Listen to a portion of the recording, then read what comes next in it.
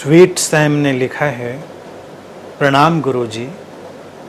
अकेले मैं शांत अनुभव करती हूँ, लेकिन जब दूसरों के साथ होती हूँ तो ईर्ष्या, क्रोध, अहंकार सब मेरे भीतर से उभर आता है।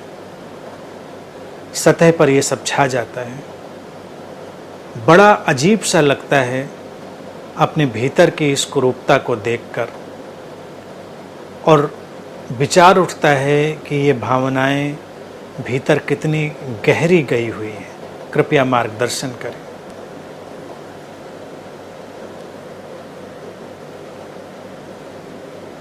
अकेले तो हर कोई शांत होता है, दूसरों के साथ होना ही तो हमारी साधना है, तपस्या है। मैं हमेशा कहता हूँ कि साधना के लिए कहीं अलग जाने की ज़रूरत नहीं, हमारा जीवन ही साधना है। संबंधों में रहकर शांतिपूर्वक जीना, सजगता से जीना, वही तपश्चर्या है, वही साधना है। संबंध हमारे लिए दर्पण का काम करते हैं। हमारे भीतर बहुत कुछ छुपा है जो हम नहीं जानते।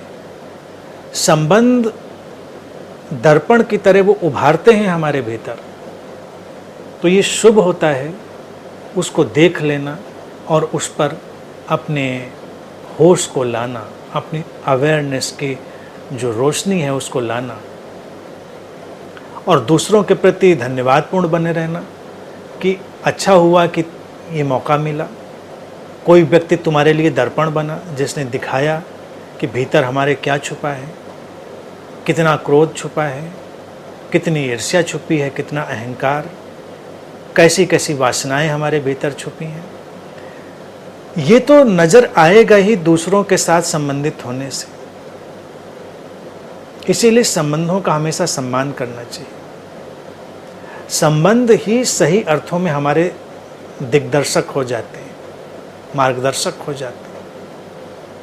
अक्सर लोग जब संन्यास में जाना चाहते थे पहले, और आज के वक्त में भी कुछ लोग, वो घर परिवार छोड़कर भाग जाना चाहते हैं, वो संबंधों में नहीं पड़ना चाहते।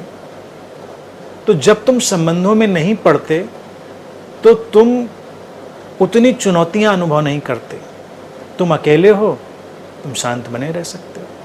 तुम अकेले हो तो अपने जीवन की जो सीमित भावनाएं और अवस्थाएं हैं उनमें जी सकते हो। लेकिन संबंधों का ताना बाना जब हमसे टकराता है तो भावनाओं के, हमारे अंदर की स्थितियों के तमाम ताने बाने पैदा होते हैं, तमाम स्थितियां पैदा होती हैं। जड़ें, जैसा कि तुमने लिखा है कि कितनी गहरी हैं इन भावनाओं की, बेशक गहरी हैं। ये संस्कार जिसको मैं कंडीशनिंग कहता हूँ, ये प्रोग्रामिंग बहुत गहरी होती है। लेकिन शुभ है कि वो दिखता है। कई बार लोगों को दिखता ही नहीं, वो खतरनाक है। तुमको दिख रहा है, ये अच्छी बात है, ये सुंदर बात है। तो बड़ी शांति से अवलोकन करो, बहुत शांति से तुम देखो कि हाँ, तुम्हारे अंदर उठी ये भावनाएं। तुमने देखा अपने भीतर के अहंकार के जगत को, तुमने देखा अपने भीतर की ईर्ष्या के जगत को, तुमने देखा अपने भीतर क्रोध की जलती हुई आग को, और भी तमाम वासनाएं, उनके अलग अलग रंग और रूप, उनकी अलग अलग तीव्रताएं, इंटेंसिटीज। तुम जितना इनको देखोगे, समझोगे, उतना ही धीरे धीरे उनकी जो तीव्रता है कम होगी, इंटेंसिटी कम होगी।